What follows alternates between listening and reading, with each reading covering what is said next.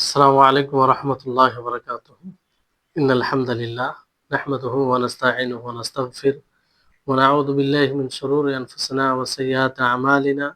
من يهده الله فلا مضل له ومن يضلله فلا هادي له، وأشهد أن لا إله إلا الله وحده لا شريك له، وأشهد أن محمدا عبده ورسوله.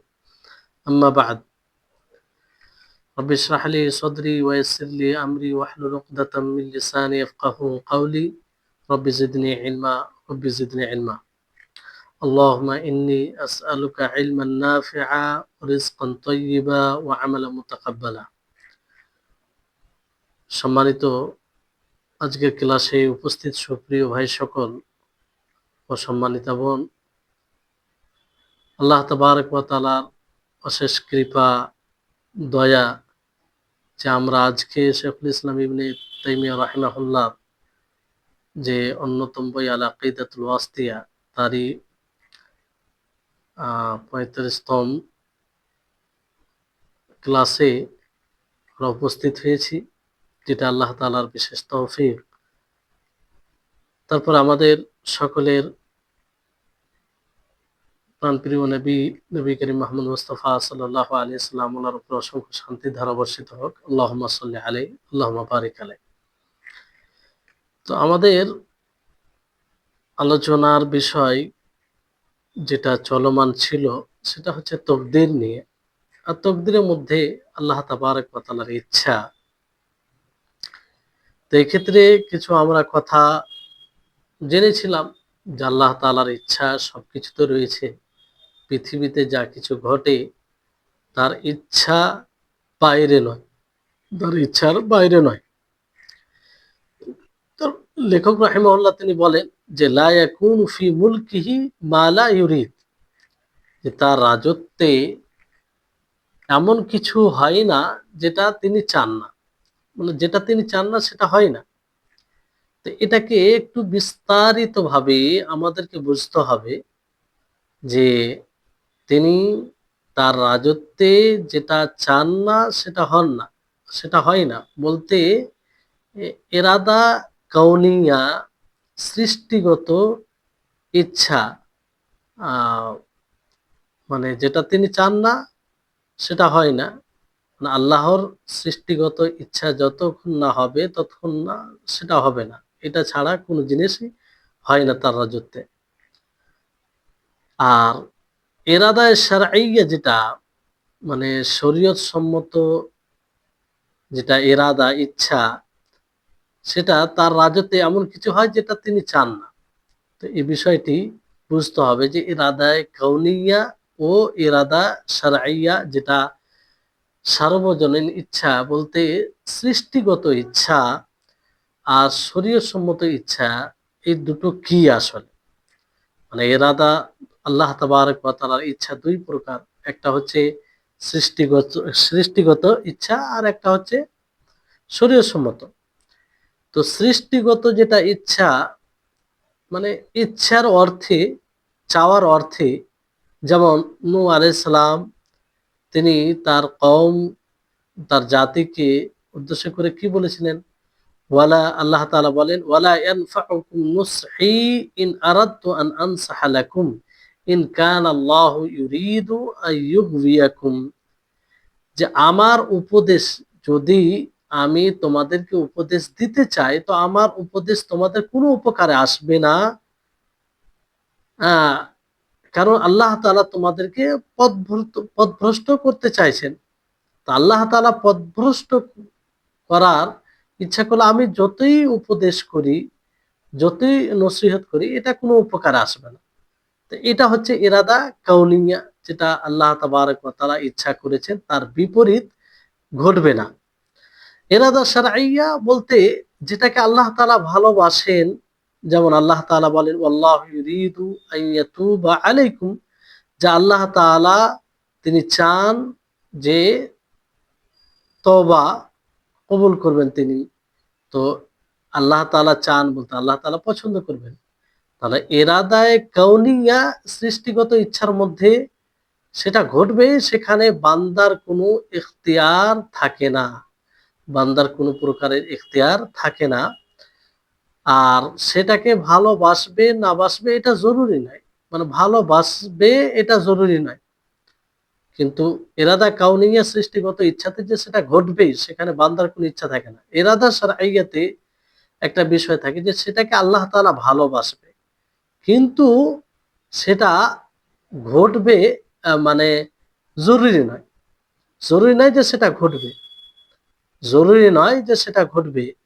এই জন্য বলা হয় যে দুইটি ইরাদা, মানে সৃষ্টিগত ইচ্ছা যেটাকে ইরাদা কাউনিয়া আমরা বলি, আর মানে শরীয়ত সম্মত ইচ্ছা। তো ইরাদা কাউনিয়া সৃষ্টিগত ইচ্ছা এটা ওই সব বিষয়ের সাথে সম্পৃক্ত যেটা ঘটবেই। আল্লাহ তাআলা সেটাকে ভালোবাসুক আর না ভালোবাসুক, ভালোবাসুক কিংবা অপছন্দ করুক, সেটা ঘটবেই। আর ইরাদা শারঈয়া শরীয়ত সম্মত ইচ্ছা যেটা কি, যে যেটা তার সাথে সম্পৃক্ত, যেটাকে আল্লাহ তাআলা ভালোবাসবে, সেটা ঘটুক আর না ঘটুক। ইরাদা কাউনিয়াতে সৃষ্টিগত ইচ্ছাতে এটা ঘটবে, কিন্তু ইরাদা শারঈয়া শরীয়ত সম্মত ইচ্ছাতে এটা ঘটা জরুরি নয়, কিন্তু আল্লাহ তাআলা সেটাকে ভালোবাসেন। ইরাদা কাউনিয়াতে ভালোবাসতে পারে নাও বাসতে পারে, কিন্তু ঘটা জরুরি, হওয়াটা জরুরি। মানে ইরাদা কাউনিয়াতে উদ্দেশ্যটা কি হয়, যে মানে ওখানে আল্লাহ তাবারক ওয়া তাআলার ইচ্ছা নির্ধারিত হয়, আর শারঈয়াতে নির্ধারিত হয় না। যেমন এর উদাহরণ, যে আল্লাহ তাবারক ওয়া তাআলা চান যে সবাই সালাত পড়ুক, যে এটা ইরাদা শারঈয়া, যে আল্লাহ তাআলা সালাতের হুকুম দিয়েছেন, আল্লাহ তাআলা চান যে সবাই সালাত পড়ুক, সবাই তার মতি অনুসরণ, তার মানে অনুগত বান্দা হোক, তার নিকটে আত্মসমর্পণ করুক, তার সকলেই ইবাদত, মানে সকলে তার ইবাদত করুক। আর এই জন্য আল্লাহ তাআলা সৃষ্টি করেছেন। তো এটা হচ্ছে এই চাওয়াটা ইরাদা শারঈয়া, তো এটা ঘটা জরুরি নয়। এই জন্য অনেকে ইবাদত করে, অনেকে ইবাদত করে না।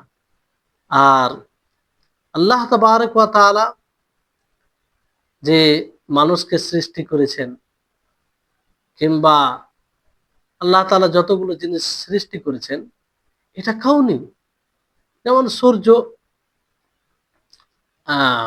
সূর্য আপনার পূর্ব দিকে উঠে আবার পশ্চিম দিকে আহ, ডুবে যায়। তো এটা কি, এটা আল্লাহ তাবারক ওয়া তাআলার ইরাদা কাউনিয়ার মধ্যে আসে। এতে কোনো বান্দার এখতিয়ার নেই, এতে কোনো বান্দার কোনো এখতিয়ার নেই, এটা ঘটবে, এটা ইরাদা কাউনি, সৃষ্টিগত ইচ্ছা। অনুরূপভাবে বৃষ্টি বর্ষণ হওয়া, কিংবা আল্লাহর পক্ষ থেকে যেসব বালা মুসিবত বিপর্যয় আসে, সেগুলো এর পিছনে তো কোনো বান্দার ইচ্ছা এখতিয়ার থাকে না, এটা আল্লাহ তাআলা ইচ্ছা করে আর সেটা ঘটে, এখানে বান্দার কোনো এখতিয়ার থাকে না। এই জন্য আল্লাহ তাআলা বলেন যে আমি যখন কোনো জিনিসের ইচ্ছা করি, আয়াতে যেটা স্পষ্ট আছে যে আল্লাহ তাআলা যখন কোনো জিনিসের ইচ্ছা করে তখন তিনি বলেন কুন, হয়ে যাও, ফায়াকুন, সেটা হয়ে যায়, সেটা কি হয়ে যায়। তো এই ইরাদা কাউনিয়ার মধ্যে কোনো বান্দার কোনো কিছু ইখতিয়ার থাকে না, কিন্তু ইরাদা শারঈয়ার মধ্যে এটা আল্লাহ তাবারক ওয়া তাআলা বান্দার উপরে ছেড়েছেন, বলতে যে সে, তার এখানে ইখতিয়ার থাকে, স্বাধীনতা থাকে, যে সে যখন ইচ্ছা করে ধাবিত হয়, তখন সে করে ফেলে, করে, আল্লাহ তাআলা তার জন্য সেটাকে সহজ করে দেন। যেমন এর উদাহরণ এইভাবেও বলা যেতে পারে যে মানুষের শরীরে যেমন চোখ আল্লাহ তাআলা সৃষ্টি করেছেন, নাক সৃষ্টি করেছেন, কান সৃষ্টি করেছেন। চোখ দেখার জন্য, আর কান শোনার জন্য, আর নাক শুঁঘার জন্য কোনো জিনিসকে। তো এই যে এক একটা জিনিসের সৃষ্টি এক একটা উদ্দেশ্যে। তো এই চোখ যে দেখার জন্য আল্লাহ তাআলা সৃষ্টি করেছেন, তো এই চোখ দিয়ে কেউ যদি মনে করে যে আমি না চোখ দিয়ে দেখবো না শুনবো, তা কি সম্ভব হয়? তা সম্ভব হয় না।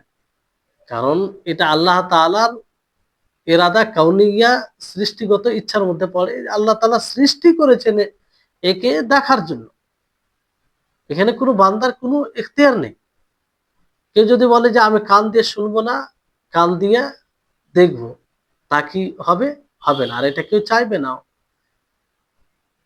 কিন্তু ওই জায়গাতে কিন্তু হাসরের মাঠে কানকে কিংবা চোখকে এইভাবে জিজ্ঞাসা করবে না যে যে চোখ তুমি কেন দেখেছিলে, কান তুমি কেন শুনেছিলে। না,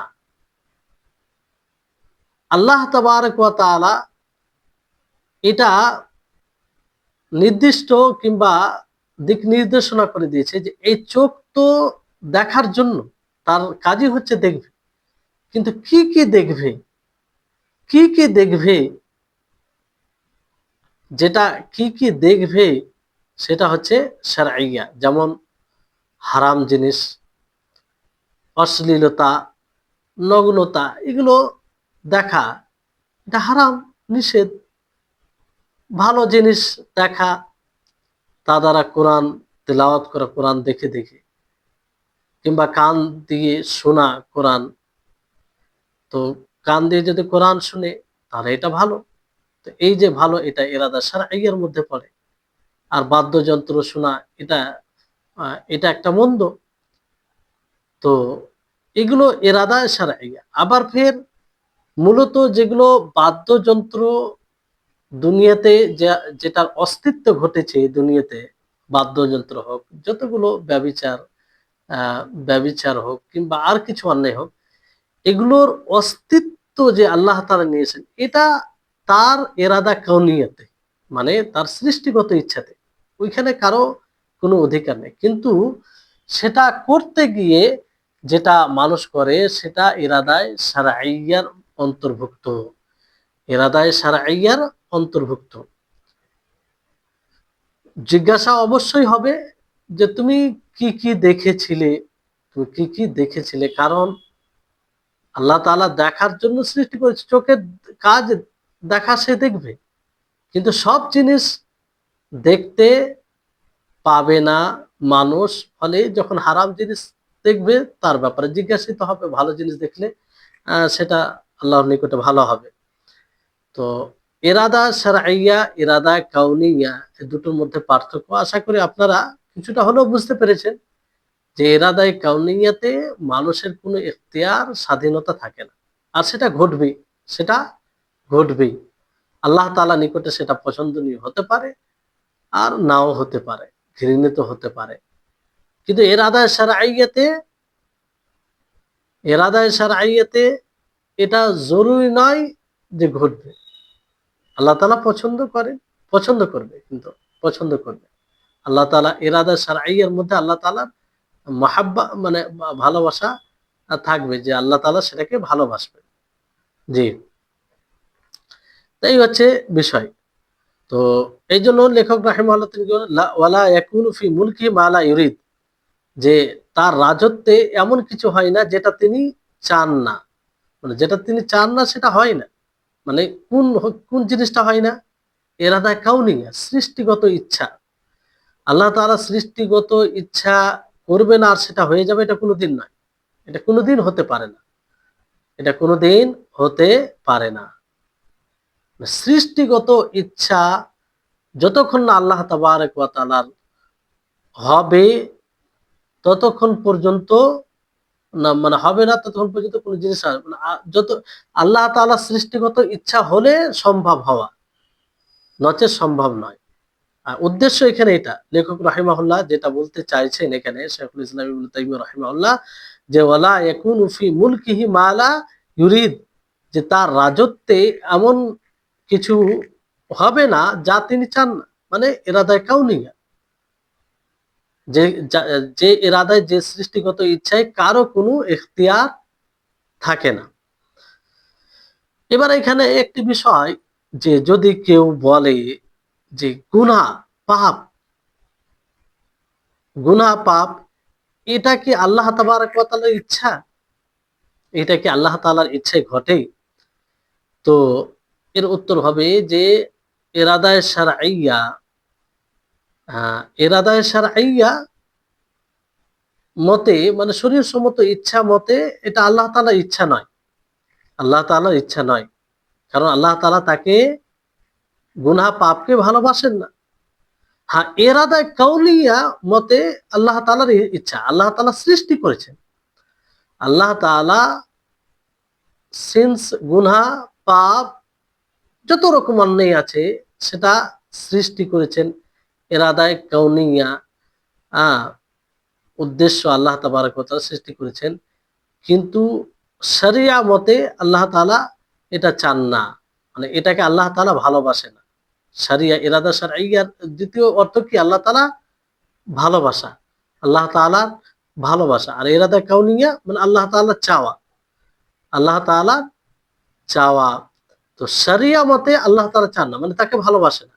কিন্তু কাউনিয়া মতে হয়, মানে হওয়া, এটা মানে এটা আল্লাহ তাবারক ওয়া তাআলার ইচ্ছাতে হয়, আল্লাহ তাআলার ইচ্ছাতে হয়, কিন্তু সেটা আল্লাহ তাআলা চান না, সেটা আল্লাহ তাআলা মানে আল্লাহ তাআলা চান না, মানে ভালোবাসে না সেটাকে।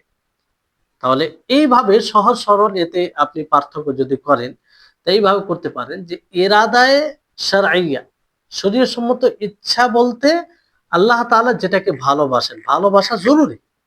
তো যত প্রকারের অন্যায় আছে, গুনাহ আছে, পাপ আছে, এটাকে আল্লাহ তাআলা ভালোবাসে না, এটাকে আল্লাহ তাআলা কি করেন না? ভালোবাসেন না। আর ভালোবাসেন না, ফলে আমরা গুনহার ক্ষেত্রে, পাপের ক্ষেত্রে, অন্যায়ের ক্ষেত্রে কি বলবো? যে ইরাদায়ে শারঈয়া নেই তাতে, কিন্তু ইরাদায়ে কাউনিয়া আছে, যে আল্লাহ তাবারক ওয়া তাআলার ইচ্ছাতে এটা হচ্ছে, তার মশিয়াতে এটা হচ্ছে। বুঝতে পেরেছেন? তো এই হচ্ছে বিষয়। তারপরে লেখক রাহিমাহুল্লাহ তিনি বলেন ওয়া আন্নাহু সুবহানাহু আলা কুল্লি শাইইন কাদির মিনাল মাওজুদাত ওয়াল মা'দুমাত, যে আল্লাহ সুবহানাহু ওয়া তাআলা তিনি অস্তিত্বের উপরে, যতগুলো অস্তিত্ব আছে, মওজুদ রয়েছে, এবং যেগুলো অস্তিত্বহীন, মানে আল্লাহ তাআলা অস্তিত্বে নিয়ে আসার করতেও কাদির, শক্তিশালী, এবং অস্তিত্বহীন করতেও শক্তিশালী তিনি। মানে আল্লাহ তাআলা তিনি সব জিনিসের উপরে কাদের। কোন জিনিসকে অস্তিত্বে নিয়ে আসতে পারেন তিনি, আবার সেটাকে অস্তিত্বহীন করতে পারে। কোন জিনিসকে অস্তিত্বহীন থেকে অস্তিত্বে নিয়ে আসাতে, আর অস্তিত্ব থেকে অস্তিত্বহীন করাতে, দুটোর উপরেই আল্লাহ তাবারক ওয়া তাআলা শক্তি রাখেন। জি, মানুষ আছে, মানুষকে একদম বিলুপ্ত করে দিতে পারেন, অস্তিত্বহীন করে দিতে পারেন, এটা আল্লাহ তাআলা শক্তি রাখেন। মানুষ একটা সময় কিছুই ছিল না, অস্তিত্বহীন ছিল। ওয়ালাম তাকু শাইয়্যা হাল আতা আলাল ইনসানি হিনুম মিনাদ দাহর লাম ইয়াকুন শাইয়্যাম মাযকুরা, যে উপযুক্ত কোনো জিনিসই ছিল না মানুষ, কিন্তু আল্লাহ তাআলা সেই অস্তিত্বহীন থেকে অস্তিত্বে নিয়ে এসেছে আল্লাহ তাআলা। তো আল্লাহ তাআলা সবকিছুর উপরে কাদির, শক্তিশালী। আর এই শক্তি আল্লাহ তাআলা কুদরত, তার অস্তিত্ব, কোন জিনিসকে অস্তিত্বে নিয়ে আসাতে সম্পর্ক রাখে, কিংবা কোনো জিনিসকে অস্তিত্বহীন করতে সম্পর্ক রাখে, কোনো জিনিসকে পরিবর্তন করতে তার কুদরত এটা সম্পৃক্ত। এক কথায় কোনো জিনিসকে অস্তিত্বে নিয়ে আসতে এবং কোনো জিনিসকে অস্তিত্বহীন করতে কিংবা পরিবর্তন করতে তা এই কুদরতের সম্পৃক্ত, তার শক্তি সম্পৃক্ত। যেমন আল্লাহ তাবারক ওয়া তাআলা প্রত্যেকটি জিনিস যেমন মানে অস্তিত্ব, তো আল্লাহ তাআলা যতগুলো জিনিস অস্তিত্ব রয়েছে সেটাকে অস্তিত্বহীন করতে পারেন, তিনি শক্তি রাখেন, কিংবা সেটাতে পরিবর্তনও করতে পারেন। এক অবস্থা থেকে আরেক অবস্থায় তিনি নিয়ে আসতে পারেন, এক অবস্থা থেকে আরেক অবস্থায় নিয়ে আসতে পারেন। আল্লাহ তাআলা তিনি অস্তিত্বে নিয়ে আসতে পারে, এর উপরে কাদির। যে যেখানে যে জিনিস হোক না কেন আল্লাহ তাআলা তার উপরে কাদির। আল্লাহ তাআলা কি বলে, ইন্নাল্লাহা আলা কুল্লি শাইইন কাদির, যে আল্লাহ তাআলা প্রত্যেকটা জিনিসের উপরে শক্তিশালী। সূরা বাকারার 20 নম্বর আয়াত। কিছু ওলামাগণ এখান থেকে মানে যেটা পৃথক করেছেন, যে আল্লাহ তাআলা নিজের জাতকে অস্তিত্বহীন করতে পারেন না, বা এরকম বিষয়ে কিছু বলেছেন। আল্লাহ তাআলা এর উপরে কাদির নয়। যেহেতু কিছু লোক আকল বিবেক চালায় বেশি, তো বিষয়টি হচ্ছে এটা তাদেরকে জিজ্ঞাসা করতে হবে যে এটা দ্বারা কি তারা চাইছে। যদি এটা দ্বারা এটা চায় যে আল্লাহ তাআলা নিজেকে অস্তিত্বহীন করতে কাদের নয়, শক্তিশালী নয়, কিংবা নাকস কোনো ত্রুটি নিজের এতে নিয়ে আসতে তিনি শক্তিশালী নয়, তো এটা তো সমর্থন করা যায়। কারণ অস্তিত্বহীন করা এটা তো দুর্বলতা, আর আল্লাহ তাআলা মধ্যে কোনো প্রকারের দুর্বলতা নেই। তিনি অস্তিত্বহীন করবে কেন, এর প্রশ্নই জাগে না, প্রশ্নই জাগে না। তিনি আল্লাহ নিজেকে অস্তিত্বহীন করবেন, এটা তো দুর্বলতা। কোনো জিনিসের অস্তিত্বহীন হয়ে যাওয়া, অস্তিত্ব থেকে অস্তিত্বহীন হয়ে যাওয়া কিংবা হয়ে যাওয়ার সম্ভাবনা থাকা, এটা তো এটা তো দুর্বলতা। আর আল্লাহ তাআলার মধ্যে কোনো প্রকারের দুর্বলতা নেই। ফলে এই দিক দিয়ে, এই অ্যাঙ্গেলে এই কথা সমর্থন করা যায়। আর এটা তো শক্তির সাথে কোনো সম্পর্ক নেই, কারণ শক্তি কোন সম্ভব জিনিসের সাথে সম্পৃক্ত। সম্ভব জিনিস যেটা সম্ভব হবে, যেটা সম্ভব, সেটার সাথে সম্পৃক্ত। জি। তো আর যদি বলে যে না, আল্লাহ তাআলা আসলে নিজের সত্তার উপরে শক্তিশালী নয় এই দিক দিয়ে, যে আল্লাহ তাআলা যেটা ইচ্ছা সেটা করতে পারবে না, অর্থাৎ আল্লাহ তাআলা নিজেকে অন্য কোথায় নিয়ে যেতে চাইবে, তিনি পারবেন না, এরকম বিষয়, তো এটা ভুল হবে, এটাও সঠিক হবে না। কারণ আল্লাহ তাআলা তো কাদের, তিনি শক্তিশালী, তিনি করতে পারেন। আল্লাহ তাআলা এই সব কিছু করতে পারেন, তার জন্য অসম্ভব বলতে কিছু নয়। লেখক রাহিমাহুল্লাহ বিশেষ করে কাদারিয়া যারা, তাদের খণ্ডন করতে গিয়ে এই কথা বলেছেন। কারণ তারা কি বলে, কাদারিয়ারা, যে আল্লাহ তাআলা বান্দার কর্মের উপরে কাদির নয়, ফলে বান্দা যা আমল করে তার আমলটা স্বতন্ত্র আমল, এখানে আল্লাহ তাআলার কোনো ভূমিকা থাকে না। নাউজুবিল্লাহ, তারা বলে বান্দার আমল স্বতন্ত্র আমল, এটা আল্লাহ তাবারক ওয়া তাআলা কুদরতের মধ্যে পড়ে না। কিন্তু কোরআন ও হাদিসে যদি অধ্যয়ন করা যায়, তাহলে আল্লাহ তাআলা তো কুদরত সবকিছুতেই শামিল। এমনকি বান্দা যা আমল করে, যা কর্ম করে, তার যে যা কিছু করে, সেটাও আল্লাহ তাআলার কুদরতের শামিল। আল্লাহ তাআলার কুদরত শামিল না হলে বান্দা পারবে না। জি, যাই হোক, তারপরে লেখক রাহিমাহুল্লাহ কি বলছেন, ফামা মিন মাখলুকিন ফিল আরদি ওয়ালা ফিস সামাই ইল্লাল্লাহ খালিকুহু সুবহানাহু লা খালিকা গায়রুহু ওয়ালা রাব্বা সিওয়াহু, যে জমিনে ও আসমানে এমন কোনো মাখলুক নেই যার খালিক আল্লাহ তাআলা হবে না। আল্লাহ তাআলাই খালিক হবে। জমিন আসমানে যা কিছু আছে তাদের খালিক, স্রষ্টা কে হবে? আল্লাহ তাআলা। তিনি ব্যতীত অন্য কেউ নয়, আর তিনি ব্যতীত অন্য কেউ রবও হবে না। তিনি ব্যতীত অন্য কেউ রবও হবে না, এটা সঠিক, এতে কোনো সন্দেহ নাই। আর এর দলিল রয়েছে। দলিল কোরআন ও হাদিস থেকে দলিল এবং যুক্তিগত দলিল রয়েছে। কোরআন হাদিস থেকে যেমন আল্লাহ তাআলা বলেন, আল্লাহু খালিকু কুল্লি শাই, যে আল্লাহ তাআলা প্রত্যেকটা জিনিসকে সৃষ্টি করেছেন। খালিকু কুল্লি শাই, আল্লাহু খালিকু কুল্লি শাই, যে আল্লাহ প্রত্যেকটা সব জিনিসকে আল্লাহ তাআলা আছে। আল্লাহ ব্যতীত যা কিছু আছে সেটা আল্লাহর সৃষ্টি। সেটা কার সৃষ্টি? আল্লাহ তাআলার সৃষ্টি। আল্লাহ ব্যতীত যা মাখলুক। খালিক দুটোর মধ্যে একটা হবে, হয় খালিক হবে, না হয় মাখলুক হবে। তো তৃতীয় কোনো অপশন নেই, খালিক একজন হবে, তারপরে বাকি সব মাখলুক হবে। তো আল্লাহ তাবারক ওয়া তাআলা খালিক, বাকি সমস্ত কিছু কি মাখলুক, সৃষ্টি। আল্লাহ তাআলা আল্লাহু খালিকু কুল্লি শাই, কুল্লি শাই, সমস্ত জিনিস। এই কুল্লি শাই এর মধ্যে সবকিছু চলে আসে। আল্লাহ ব্যতীত যা কিছু আছে সবকিছু এর মধ্যে চলে আসে। অনুরূপভাবে আল্লাহ তাআলা সূরা তুরের ৩৫ থেকে ৩৬ নম্বর আয়াতে কি বললেন? আম খুলিকু মিন গায়রি শাইইন আম হুমুল খালিকুন, তারা কি সৃষ্টি হয়েছে কোনো জিনিস ছাড়াই, না তারা নিজেরাই স্রষ্টা? আম খালাকুস সামাওয়াতি ওয়াল আরদ বাল লা ইউকিনুন, যে তারা কি আসমান ও জমিনকে সৃষ্টি করেছে, আহ, অথবা তারা না, বরং তারা ঈমান আনে না। তো এখানে যুক্তিগত দলিল দ্বারাও আল্লাহ তাআলা এটা সাব্যস্ত করেছেন যে খালিক বলতে আল্লাহ তাআলা। মানে এখানে দুটি কথা এই ব্যাপারে আলোচনা হয়েছে যে মাখলুক হয় দুটোর মধ্যে একটা হবে, না হয় তৃতীয় একটা বিষয় আসবে। যেমন আল্লাহ তাআলা বলছেন আম খুলিকু মিন গায়রি শাই, যে কোন জিনিস ছাড়াই কি তারা সৃষ্টি হয়েছে, কোন জিনিস ছাড়াই সৃষ্টি হয়েছে, হয় এটা হবে। আর এটা অসম্ভব, কোন জিনিস ছাড়া সৃষ্টি হয়েছে এটা কি করে বলা যেতে পারে, এটা অসম্ভব। আম হুমুল খালিকুন, অথবা তারা কি নিজেরাই স্রষ্টা, এটাও অসম্ভব। মানুষ তো নিজে স্রষ্টা নয়, এটা সবাই জানে। তো তৃতীয় কি বিষয় দাঁড়াচ্ছে, যে একজন খালিক আছে, একজন খালিক আছে, মানে একজন খালিক, বাকি সব মখলুক। তো জমিনে যা কিছু আছে সবকিছু আল্লাহ তাআলার মখলুক, জমিন ও আসমান। আল্লাহ তাবারক ওয়া তাআলা এই জন্য যারা মূর্তি পূজা করে, মূর্তির পূজক যারা, তাদেরকে চ্যালেঞ্জ করেছেন।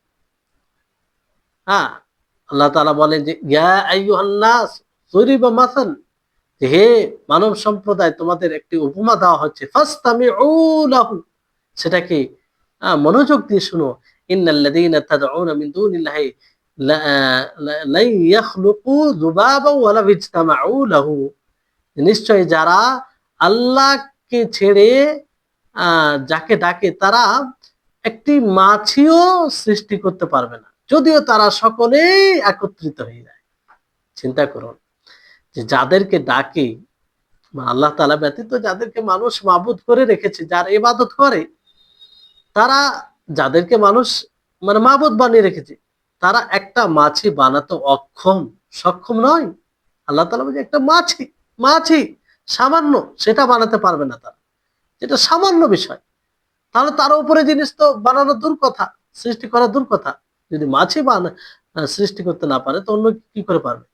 আল্লাহ তাআলা অন্য আয়াতে এইভাবে বলেন, ওই আয়াতে আগে বলেন ওয়াইয়াসলুবহুম আয-যুবাবু শাইয়্যান লা ইয়াস্তানকিযুহু মিনহু, যদি মাছি তাদের কাছ থেকে কিছু ছিনিয়ে নেয় তাহলে সেটাকে সে নিতে পারবে না, অক্ষম। মানে নিজের ডিফেন্স করবে, সেটা অক্ষম। এখানে বিষয়টি হচ্ছে যে কেমন ভাবে একটা মাছি এই মূর্তিগুলোকে মানে মূর্তিগুলো থেকে কিছু, মানে যেহেতু আয়াতে কি বলা হয়েছে ওয়াইয়াসলুবহুম আয-যুবাবু শাইয়্যান, যুবাব যে যুবাব মাছি কোনো জিনিস যদি ছিনিয়ে নেয়, আহ, মানে কোনো জিনিস ছিনিয়ে নেয়, তো এই কথাটা মানে আয়াতে বলা হয়েছে।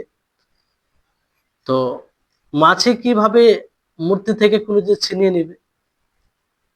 তো এটার উত্তর কি, যে এটা একটা উদাহরণ দেওয়া হয়েছে, যদি মেনে নেওয়া যায় যে মাছি তার উপরে মানে মাছি তার কাছ থেকে কিছু ছিনিয়ে নেয়, এটা মেনে নেয়, তো সে সেটাকে অর্জন করতে পারবে, ডিফেন্স করতে পারবে না, সেই মাছিরও ডিফেন্স করতে পারবে না।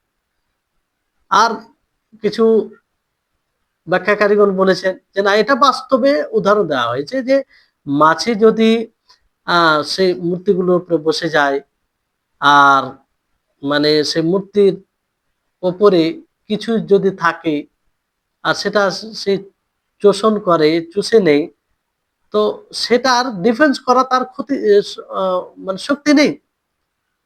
যেটাই থাক না কেন, যেটুকু তার, যদি মাটির মূর্তি হয় কিংবা আর কিছু হয়, যে যেটুকু মানে তার করবে, সেটুকুর ডিফেন্স করা তার শক্তি নেই। তো এই হিসাবে এখানে শাইয়ান বলা হয়েছে। তো বাস্তবের উদাহরণ এটা দেওয়া হয়েছে, কিংবা একটা মেনে না মেনে মেনে নেওয়া যায় এইভাবে একটা উদাহরণ দেওয়া হয়েছে। ফারদান, তো যদি নিজের নাফস থেকে সে ডিফেন্স না করতে পারে, নিজের ডিফেন্স না করতে পারে, রক্ষা না করতে পারে, তো অন্যের হক কিভাবে দিতে পারবে? হ্যাঁ, অন্যকে কিভাবে দিতে পারবে? আল্লাহ তাবারক ওয়া তাআলা এইভাবে উদাহরণ দিয়ে বলেন।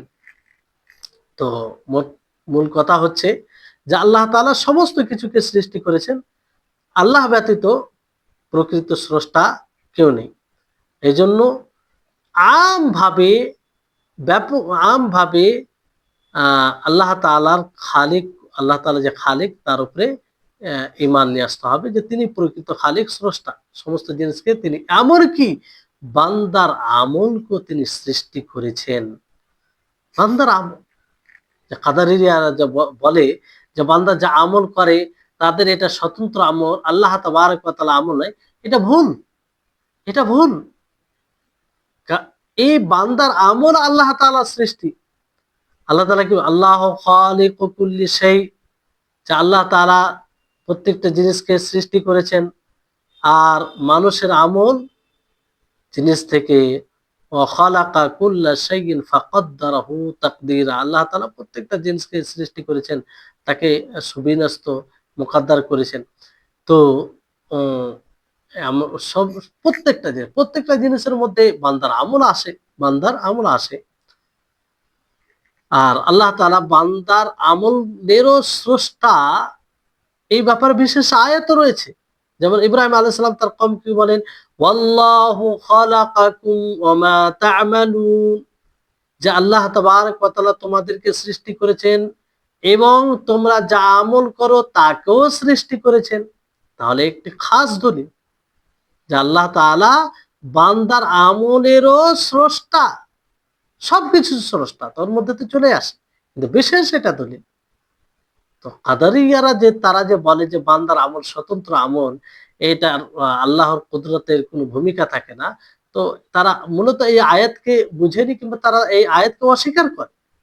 আল্লাহ তাআলা স্পষ্ট ভাবে বলে আল্লাহু খালাকাকুম ওয়া মা তা'মালুন, যে আল্লাহ তাআলা তোমাদেরকে সৃষ্টি করেছেন এবং তোমরা যা আমল করো সেটাকে সৃষ্টি করেছেন।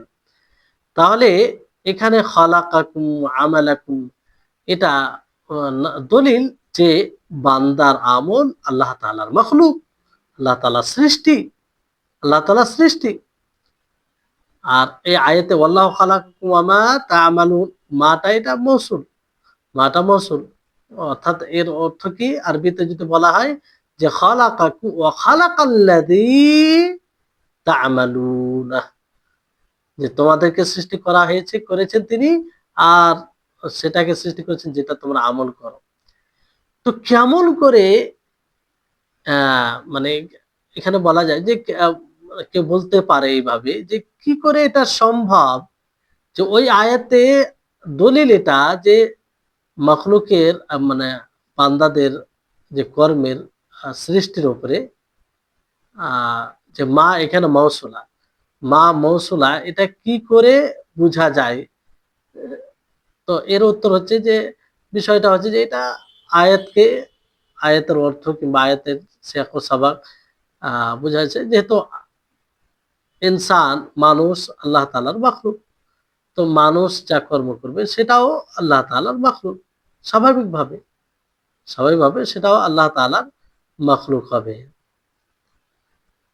তো এই হচ্ছে কোরআন ও হাদিস থেকে দলিল। কিন্তু যুক্তিগত দলিল কি? যুক্তিগত দলিল হচ্ছে যে বান্দার আমল এগুলো আল্লাহ তাআলার মাখলুক। তো আমরা বলতে পারি যে বান্দার আমল দুটি বিষয় থেকে হয়, দুটি বিষয় থেকে, মানে এটা মানে ঘটে, মানে যে কোনো কাজ করবে, আমল করবে, তার পূর্বে মানে তার যে আজম, সত্য, মানে একটা স্থিরতা কিংবা সংকল্প, দৃঢ় সংকল্প থাকবে, আর তার শক্তি থাকবে, তার শক্তি থাকবে। তো যেমন উদাহরণ, যে আমি কোনো আমল করার ইচ্ছা করলাম, যে কোনো আমল, আমলের মধ্যে যে কোনো আমল করা ইচ্ছা, তো এই আমলটা পূর্বে যখন আমল হবে তার পূর্বে কিন্তু দুটি বিষয় হবে, হয় মানে পুরো দৃঢ় সংকল্প করবে যে আমি করব, কারণ করার আগে যদি এরকম সংকল্প না থাকে তাহলে এটা তো হবে না, করবে না। তো এটা একটা বিষয়। দ্বিতীয় বিষয় যে শক্তি, শক্তি যদি না থাকে তাহলে করতে পারবে না, শক্তি যদি না থাকে তা করতে পারবে না। তো যে শক্তি দ্বারাই করবে, যে শক্তি দ্বারা করবে সে শক্তিটা কে দিয়েছে? সে শক্তিটা তো আল্লাহ তাবারক ওয়া তাআলা দিয়েছেন। সে শক্তিটা তার মধ্যে যে মানে ইচ্ছাটা করেছে, লক্ষ্য স্থিরটা বানিয়েছে, দৃঢ় সংকল্প করেছে, সেটা সেটা তার হৃদয় কে দিয়েছে? আল্লাহ তাবারক ওয়া তাআলা দিয়েছে। তো আল্লাহ তাআলা তিনি কারণ সবকিছু পরিপূর্ণভাবে সৃষ্টি করেছেন, কারণ সাবাব মুসাব্বিব দুটোকেই। জি। তারপরে দ্বিতীয় বিষয় হচ্ছে যে ফেল, আহ ফেল যে ক্রিয়া, সেটা কি ফাইলের গুণ একটি, কর্তার। আর গুণ সবসময় যার গুণ বর্ণনা করা হয় তার তাবে হয়, তার অধীনে হয়। তো মানুষ, মানুষ সত্তাগত আল্লাহ তাআলার মাখলুক, আল্লাহ তাআলার মাখলুক। তো তার তার কর্মগুলো তো মাফুল হবে, মাখলুক হবে। যে মানুষ যখন আল্লাহ তাআলার মাখলুক, তো মানুষ যদি আল্লাহ তাআলার মাখলুক হয়, তো মানুষের কর্ম সেটাও তো আল্লাহ তাআলার মাখলুক হবে। কারণ গুণ সব সময় যার গুণ হয় তার তাবে হয়, অধীনে হয়। তো মানুষকে আল্লাহ তাআলা সৃষ্টি করেছেন কি? আল্লাহ। মানুষকে সৃষ্টি করেছেন আল্লাহ তাআলা। আর সেই মানুষেরই কর্ম সৃষ্টি কার হবে? মানে মানুষের কর্ম তাবে কার হবে? মানুষ কার সৃষ্টি? আল্লাহ তাআলা। তো আল্লাহ তাআলা সৃষ্টি হচ্ছে। তো এই জন্য স্পষ্ট হয় এই দ্বারা যে আহ মানুষের আমল আল্লাহ তাআলার মাখলুক। আর আল্লাহ তাআলার ব্যাপক দলিলের মধ্যে এটা অন্তর্ভুক্ত। তো যাই হোক, দুই দিক দিয়ে এটা প্রমাণিত হচ্ছে যে মানুষের কর্ম, মানুষের আমল এটাও আল্লাহ তাআলার মাখলুক, এটা আল্লাহ তাআলার কি? মাখলুক। তারপরে লেখক রাহিমাহুল্লাহ তিনি বলেন লা খালিকা গায়রাহু, তাছাড়া কোনো খালিক নেই। তো যদি এটা বলি যেটা হাসর, মানে যে আল্লাহ তাআলা ব্যতীত এখানে কোনো খালিক নেই, আল্লাহ তাআলা ব্যতীত। মুসাউবির তো খালিক, মানে মুসাউবির যে ছবি অঙ্কন করে কিংবা আহ ছবি বানায়, সে নিজেকে তো খালিক মনে করে, কিন্তু তাকে খালিক মনে করা হয় কারণ সেও এক প্রকার সৃষ্টি করে। হাদিসে এসেছে যে ফাইনাল মুসাউবিরিনা ইউআযাবুন, যে মুসাউবিরিন তাদেরকে শাস্তি দেওয়া হবে। ইকালু লাহুম, তাদেরকে বলা হবে আহইউ মা খালাকতুম, যে তোমরা যা সৃষ্টি করেছিলে তা জীবিত করো। তাই হিসাবে তারা খালিক বলে। তো তারা খালিক, কিন্তু আল্লাহ তাবারক ওয়া তাআলা তাদের ফাতাবারাকাল্লাহু আহসানুল খালিকিন, আল্লাহ তাআলা উত্তম স্রষ্টা। প্রকৃত স্রষ্টা খালিককে আল্লাহ তাবারক ওয়া তাআলা, আহসানুল খালিক বলা হয়েছে। মানে ওখানে যে খালিক বলা হয়েছে তা আল্লাহ তাআলাকে আহসান খালিক বলে। তো এটার উত্তর কি দেখেন, যে হাদিসে বলা হয়েছে যারা মুসাফির তাকে বলা হবে যে তুমি যেটা সৃষ্টি করেছিলে দুনিয়াতে সেটা আবার তুমি সৃষ্টি করো, মা খালাকতু আহিউ মা, জীবিত করো সেটাকে। তাহলে আল্লাহ তাআলা তো ওই আয়াতে, ওই মানে হাদিস অনুযায়ী ওখানে কি বলা, খালিক মানে এক প্রকার সে খালিক মুসাফির, যে তসবির ছবি অঙ্কন করে। আর আল্লাহ তাআলা আহসানুল খালিকিন বলেছেন যে উত্তম খালিক, স্রষ্টা। তো তার মানে আরো খালিক রয়েছে। তো এটার উত্তর কি হবে? এটার উত্তর হচ্ছে যে সৃষ্টি যেটা আল্লাহর দিকে আমরা নিসবত করব, আল্লাহর সাথে সম্পৃক্ত করে বলবো যে এটা আল্লাহর সৃষ্টি, সেটা আসলে কোনো জিনিসকে অস্তিত্ব নিয়ে আসা, অস্তিত্বে নিয়ে আসার ব্যাপারে, কিংবা কোনো আসল বিষয়কে পরিবর্তন, একটা শ্রেণী থেকে আরেকটা শ্রেণীতে, মূল জায়গা থেকে আরেকটা মূল জায়গা। হ্যাঁ, আর এটা একমাত্র আল্লাহ তাআলাই করেন, আল্লাহ তাআলাই করেন, আল্লাহ ব্যতীত কেউ করে না। কেউ মানে একটা জিনিসকে মানুষকে যেমন পুরুষকে মানে আল্লাহ তাআলা যে সৃষ্টি করেছেন পুরুষ মহিলা, তো এই যে স্বতন্ত্রভাবে, তো এটা একমাত্র কে করে? আল্লাহ তাআলা। এটা একমাত্র আল্লাহ তাআলা। তো এটা খালিকের ক্ষেত্রে যখন সৃষ্টি এটা আসবে। তো মাখলুকের ক্ষেত্রে কি, যে একটা জিনিস থেকে আরেকটা জিনিসে, মানে একটা জিনিসকে একটা জিনিস থেকে এক এক ধরন থেকে আরেক ধরনে নিয়ে আসা। যেমন ধরেন যে গাছ থেকে লকড়ি, ফের আবার লকড়ি থেকে যারা বানায় তারা দরজা বানায়, আবার তার অন্য কিছু তৈরি করে। তো একটা গুণ থেকে আরেকটা গুণে এটা মাখলুকের ক্ষেত্রে, এই ক্ষেত্রে বলা হয় যে সে এটাকে সৃষ্টি করেছে। মানে এই ক্ষেত্রে তাকে বলা হয় যে তার এটা সৃষ্টি, তার এটা সৃষ্টি। কিন্তু ওই সৃষ্টি নয় যে সৃষ্টি আল্লাহর সাথে খাস, আল্লাহর সাথে বিশেষ। ওই সৃষ্টি নয়, ওই সৃষ্টির উদ্দেশ্য নয়। আল্লাহর সাথে যে সৃষ্টি বিশেষ, সেটা কি, যে তিনি অস্তিত্বহীন থেকে অস্তিত্বে নিয়ে আসেন, কিংবা মূল জিনিস থেকে আর একটা মূল জিনিসে, অন্য জিনিসে নিয়ে চলে যায়। এটা একমাত্র আল্লাহ তাআলাই করেন, আর এই ক্ষেত্রে আল্লাহ তাআলাকে বলা যাবে। কিন্তু মানুষের ক্ষেত্রে বলা হয়, যেমনটা বলা হলো, যে একটা জিনিসের এক ধরন থেকে আরেক ধরনে নিয়ে আসা, এটা যারা করে তাদের ক্ষেত্রেও খালিক বলা হয়। তো আল্লাহর ক্ষেত্রে বলা এক আলাদা, আর মানুষের ক্ষেত্রে বলা যেটা, সেটার অর্থ আলাদা হবে। আশা করি আপনারা বুঝতে পারছেন। যেমন ধরুন যে মোবাইল, মোবাইল কেউ মানে বানিয়েছে, মোবাইল কেউ বানিয়েছে, তো এটা বলবো যে মানুষ সৃষ্টি করেছে।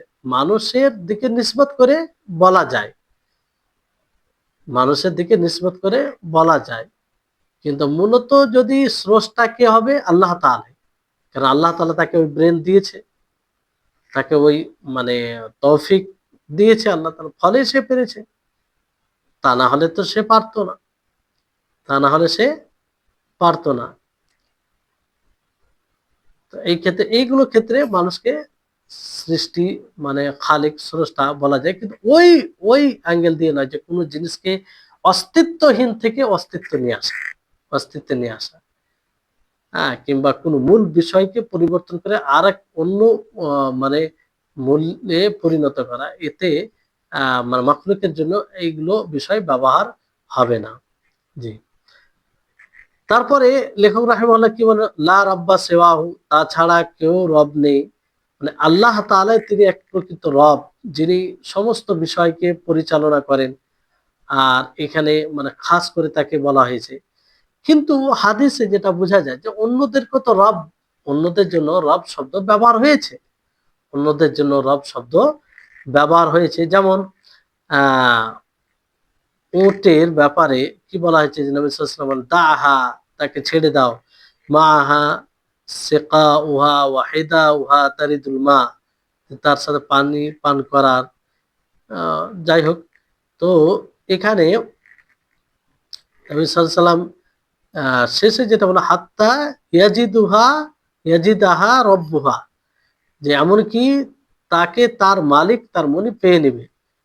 তো এখানে রব শব্দ ব্যবহার হয়েছে উটের মালিকের ক্ষেত্রে। তো এটা মালিক হওয়ার ক্ষেত্রে ব্যবহার হয়। তো যেটা আল্লাহর ক্ষেত্রে ব্যবহার হয়। আর তারপর হাদিস আছে যে ইদা ওয়ালাদাতিল আমাতু রব্বাহা, যে যখন দাসী মানে তার রবকে, মনিবকে জন্মাবে। তো এখানেও রব শব্দ ব্যবহার হয়েছে। আর লেখক রাহিমাহুল্লাহ তিনি কি বলছে? ওয়ালা রাব্বা সিওয়া, যে তাছাড়া কোনো রব হবে না। অথচ রব অন্যদের জন্য ব্যবহার হয়েছে। এর উত্তর কি হবে?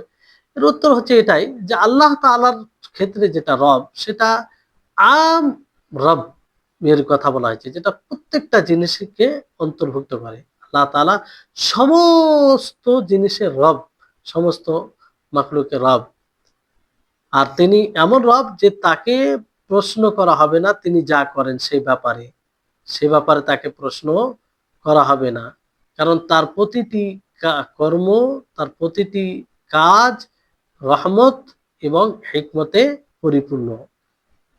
এজন্য আল্লাহ তাআলা পক্ষ থেকে কখনো দুর্ভিক্ষ হয়, কখনো অসুস্থতা হয়, কখনো মৃত্যু হয়, কখনো মানুষ মানে অক্ষত হয়, মানে ক্ষত হয়, আহ প্রাণী। তো এইগুলো সবকিছু কি হয়? হিকমত, এর পিছনে হিকমত থাকে। হ্যাঁ, আর তো এটা হচ্ছে আল্লাহ তাআলার রুবুবিয়ত, যাতে পরিপূর্ণতা রয়েছে। কিন্তু মাখলুকের যে রুবুবিয়ত, মাখলুকের জন্য এটা মানে ত্রুটিযুক্ত, মানে তার একটা সীমা আছে, সে সীমা পর্যন্ত। যেমন বাবা মা, বাবা মা সে সন্তানদেরকে মানুষ করে, লালিত পালিত করে, তার সীমিত যতটুকু আল্লাহ তাকে শক্তি দিয়েছেন সেই পর্যন্ত সে সন্তানদের দেখাশোনা করে, সন্তানদের দেখাশোনা করে, পুরোপুরি করতে পারে না। তো এটা রব বলা যেতে পারে, কিন্তু নাকিস। আল্লাহ তাআলা যে রুবুবিয়ত, সে রুবুবিয়ত নয়। আল্লাহ তাআলা রুবুবিয়ত কামেলা, রুবুবিয়তে কামেলা। আল্লাহ তাআলার প্রত্যেকটা কাজ সেটা অর্থ বহন করে, হিকমত রয়েছে, কিন্তু মানুষের তা নয়, মানুষের তা নয়।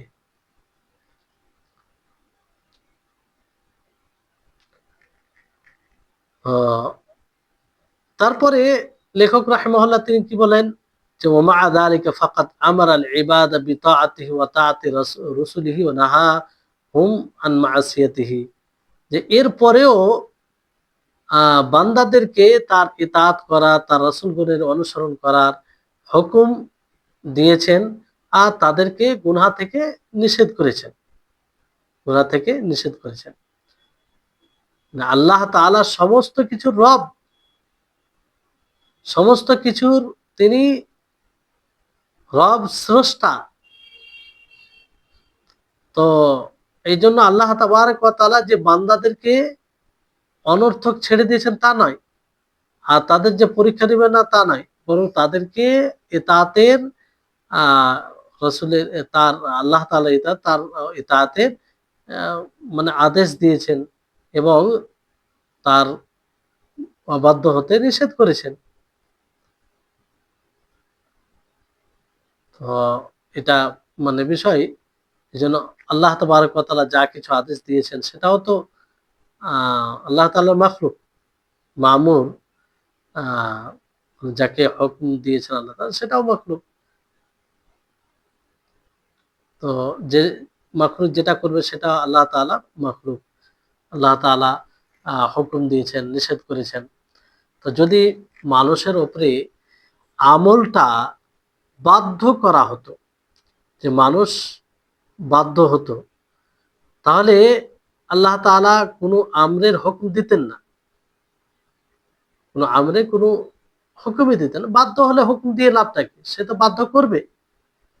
অথচ আল্লাহ তাআলা কি বলেন, লা ইউকাল্লিফুল্লাহু নাফসান ইল্লা উসআহা, আল্লাহ তাআলা সাধ্যের উপরে কারো উপরে কোনো জিনিস চাপিয়ে দেন না। লা নুকাল্লিফু নাফসান ইল্লা উসআহা কোন আয়াতে রয়েছে। তো এখান থেকে কি বোঝা যাচ্ছে, যে বান্দা যা কর্ম করে সেটাতে সে বাধ্য নয়, সে করে, তার ইখতিয়ার থাকে।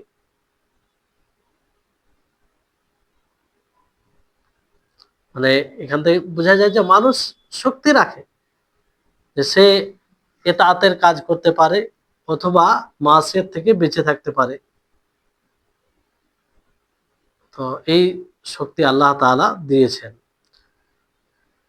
তারপরে লেখক রাহিমাহুল্লাহ কিছু নিয়ে এসেছেন, যে আল্লাহ তাবারক ওয়া তাআলা অনেক বিষয়কে পছন্দ করেন, যেটা ইরাদা শারঈয়ার মধ্যে বলা হয়েছিল, যে ইরাদা শারঈয়া বলতে আল্লাহ তাআলা তাকে পছন্দ করেন, ভালোবাসেন। লেখক রাহিমাহুল্লাহ বলেন, ওয়া হুয়া সুবহানাহু ইউহিব্বুল মুত্তাকিন ওয়াল মুহসিনিন ওয়াল মুকসিতিন, যে আল্লাহ সুবহানাহু ওয়া তাআলা তিনি মুত্তাকিনদেরকে ভালোবাসেন, মুহসিনিনদেরকে ভালোবাসেন, আর মুকসিতিনদেরকে ভালোবাসেন। জি, যেমন আল্লাহ তাবারক ওয়া তাআলা বলেন যে মুহসিনিনদেরকে তিনি ভালোবাসেন, এই ব্যাপারে আয়াত রয়েছে, ওয়া আহসিনু ইন্নাল্লাহা ইউহিব্বুল মুহসিনিন, যে তোমরা ইহসান করো, আল্লাহ তাআলা ইহসানকারীকে ভালোবাসেন। মুত্তাকিনদের ব্যাপারে যেমন আল্লাহ তাআলা বলেন যে ইন্নাল্লাহা ইউহিব্বুল মুত্তাকিন, আল্লাহ তাআলা নিশ্চয় আল্লাহ তাআলা মুত্তাকিনদেরকে ভালোবাসেন, পরহেজগারদেরকে। মুকসিতিনকে আল্লাহ তাআলা ভাষায় ইনসাফ, ন্যায় প্রতিষ্ঠিত, ন্যায় যারা করে তাদেরকে আল্লাহ তাআলা কি ওয়াকসিতু ইন্নাল্লাহা ইউহিব্বুল মুকসিতিন, তোমরা ইনসাফ করো, ন্যায় করো, আল্লাহ তাআলা তাদেরকে ভালোবাসেন। তো আল্লাহ তাবারক ওয়া তাআলা এদের সকলকে ভালোবাসেন, এদের সকলকে ভালোবাসেন, তারপরেও আল্লাহ তাআলা এটা মানে মুকাদ্দার করেছেন। আর আল্লাহর নিকটে প্রিয় যারা এগুলো আমল করবে, আর যারা করবে না তারা আল্লাহর নিকটে প্রিয় হতে পারবে না। যারা প্রকৃত মুহসিন হবে তারা কি করবে? ওয়াজিব, আল্লাহ তাআলার আবশ্যিক বিধান, মুস্তাহাব, আ তাকওয়া পরিপূর্ণ কাজ করবে।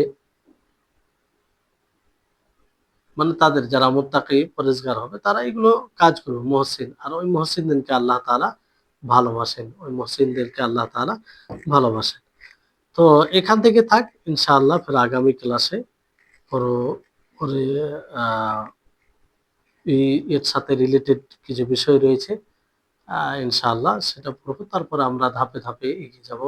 আল্লাহ তাআলা যেন আমাদের সকলকে বোঝার তৌফিক দান করেন, আমাদের ব্রেন শক্তিকে বৃদ্ধি করেন, আর আমাদেরকে ইলমে নাফি দান করেন, যে ইলম আমার দুনিয়াতে ও আখিরাতে নাজাতের কারণ হবে। আল্লাহ তাআলা সার্বিকভাবে আমাদের তৌফিক দান করুন।